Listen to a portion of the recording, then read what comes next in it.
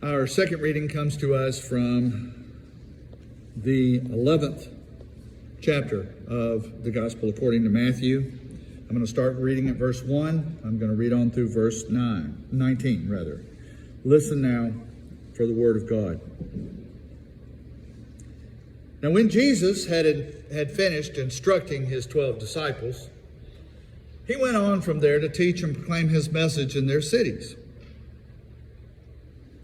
When John heard in prison what the Messiah was doing, he sent word to his disciples, or by his disciples, and said to him, "Are you the one who is to come, or are we to wait for another?" Jesus answered him, "Go and tell John what you hear and see. The blind receive their sight, the lame walk, the lepers are cleansed, the deaf hear, the dead are raised, and the poor have good news brought to them. And blessed is anyone who takes no offense at me."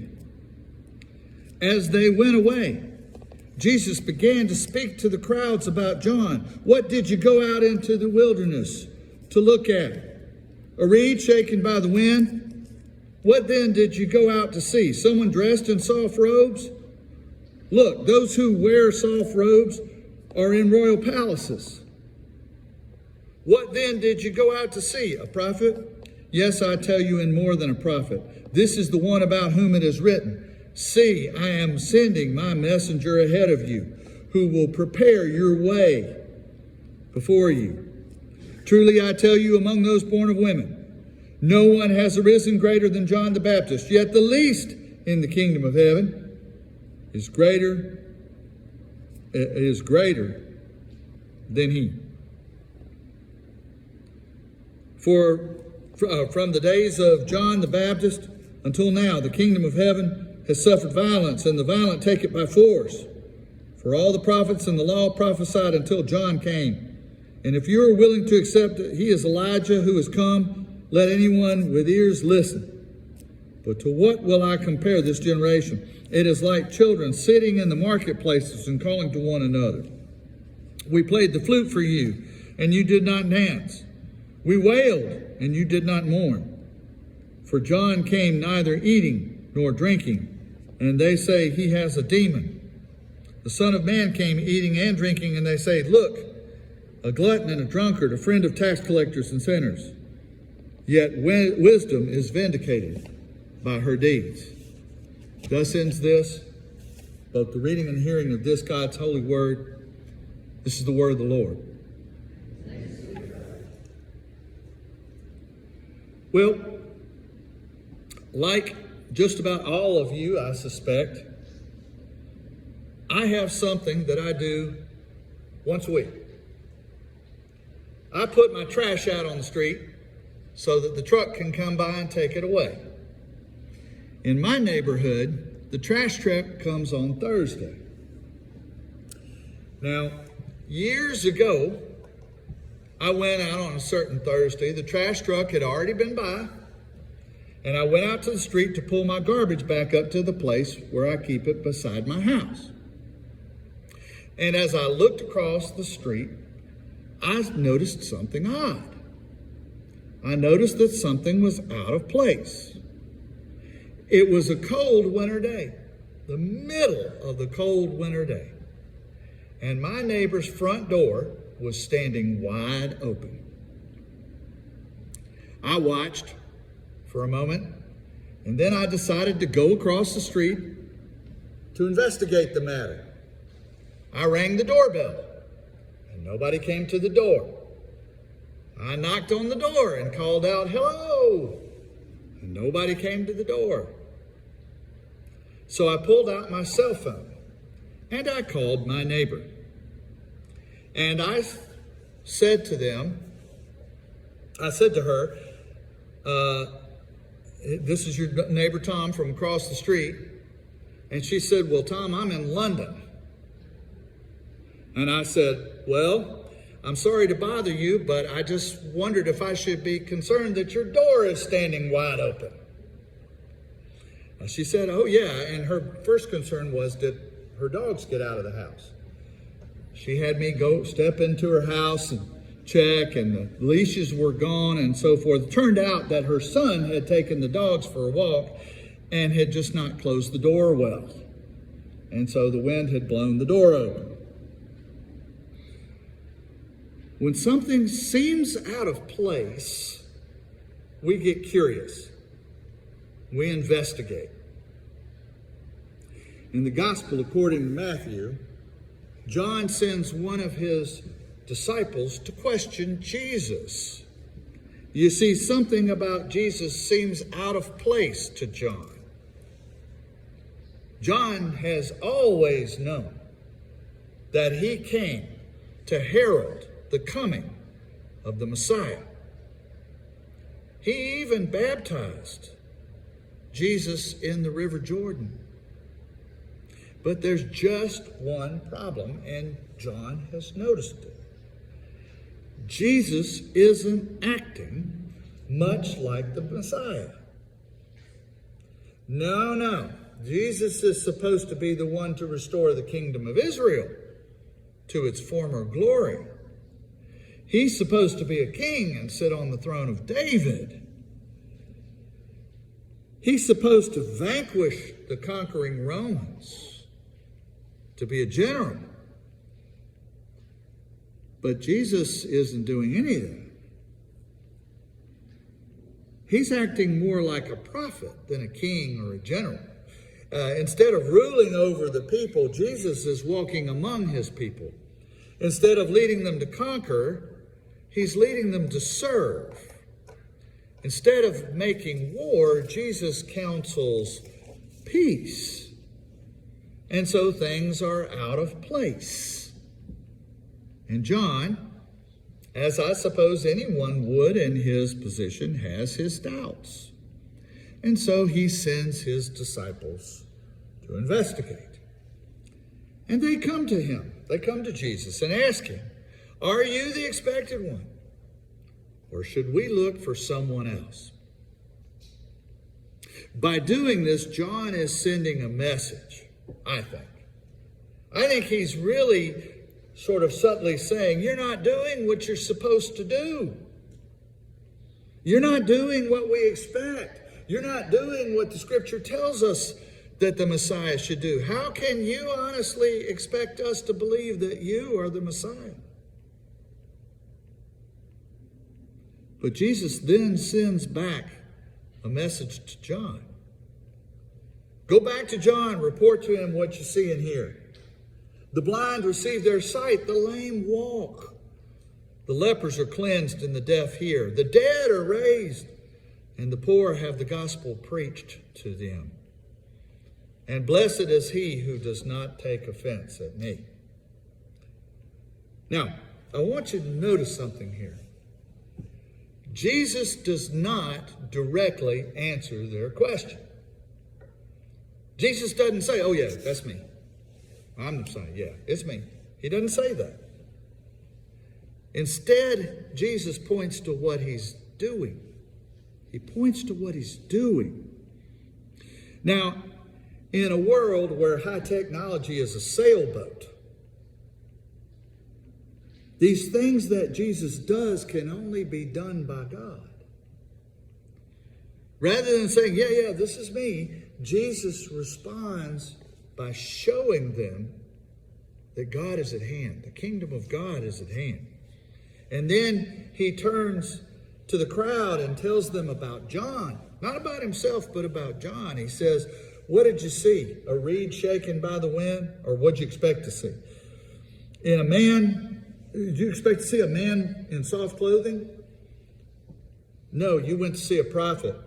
The one about whom it is written, I will send my messenger before me." You see, what's going on here is much more than about the restoration of the kingdom of Israel to glory. This is about the restoration of God's kingdom to its rightful place. Jesus came to bring the kingdom of God to earth,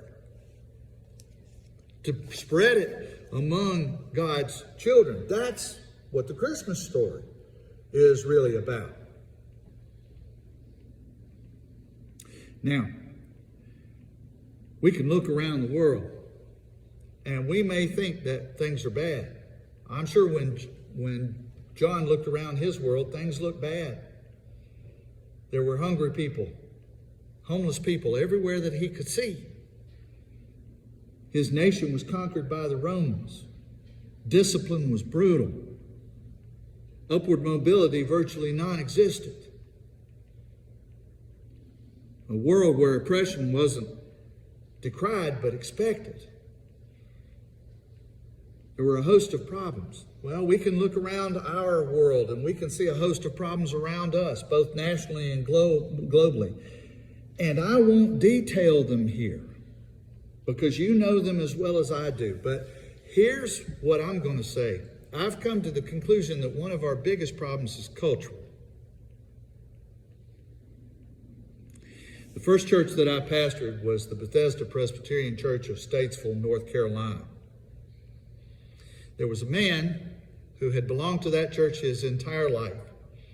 He was an elderly man at that point, good man. His name was Ralph Cook. Cook with an E. Don't leave the E off. Okay?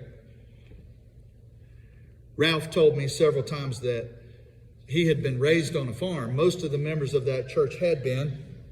And that his father had owned 3 mules. And he said periodically someone would come to his father and ask if he could borrow the mules.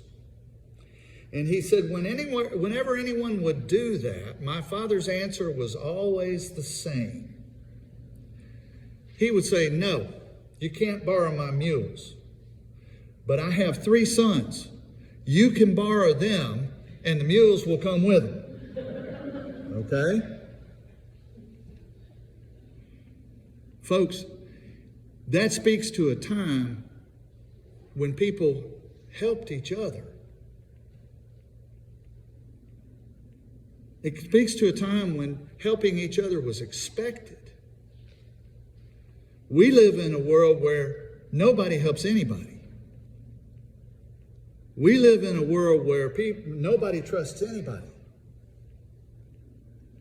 We live in a world where we expect to receive to be served rather than to serve. And that's what our society is telling us. And the problem with that is that if everybody expects to be served, there's nobody left to serve. Nobody acts as a servant, and so nobody gets served. When my kids were small, my wife Barbara and I became very interested in the works of a child psychologist known as John Rosemond. John Rosemond actually came under a lot of flack from the psychiatric community because he actually dared to suggest that much of modern child psychology was wrong, that your grandmother really did know what she was doing when she was raising you. Okay? She wasn't perfect, but she knew what she was doing.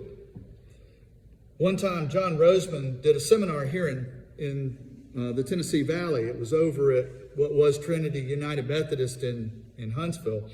I went over there to see him, and I remember distinctly him saying that his description of the attitude of a 2-year-old child is, "I deserve it because I want it." Folks, the unfortunate thing is I know lots of adults that think they deserve it because they want it. Okay? Lots of adults. Okay? Now, I'm going to go out on a limb here and I'm going to tell you I don't deserve anything. I'm grateful for what I have. Everything that I have in my life, I was blessed by God with it. Okay? I serve because it's my ambition to be a servant of Jesus Christ. I serve because He is my master, and He deserves everything that I give Him. As far as I'm concerned, He's the only person that deserves it because He wants it. And that's my story, and I'm sticking to it. Folks, I used to believe that the decline of the church nationally was because the church didn't offer people enough opportunities to serve. I'm not sure I believe that anymore. There's plenty of opportunities to serve in the church out there. What I believe is that we live in a society that doesn't value either community or service. We don't value each other. Because nobody is serving anybody, we're all winding up feeling isolated and angry and alone. And we're spending more time yelling at each other than listening to each other. And I'm not looking at any one person, but that's the way our society is. Surely this is not what Christ had in mind. Surely not. And folks, it's not just the church. Organizations that are based on service are all in decline. There was a time when I was heavily involved in the Boy Scouts. These days, if people bother to bring their kids to Scouts, it's because they're looking for a babysitter. Not because they're wanting to help teach their kids those values that the Boy Scouts teach. I used to be heavily involved in the Rotary Club. Rotary, Kiwanis, Lions Club, all of these clubs are in decline because the value of community and service has gone down in people's eyes. Folks, we got lots of reason to believe that Christ is at work in the world today. Jesus tells John's disciples, go back and tell them what you saw.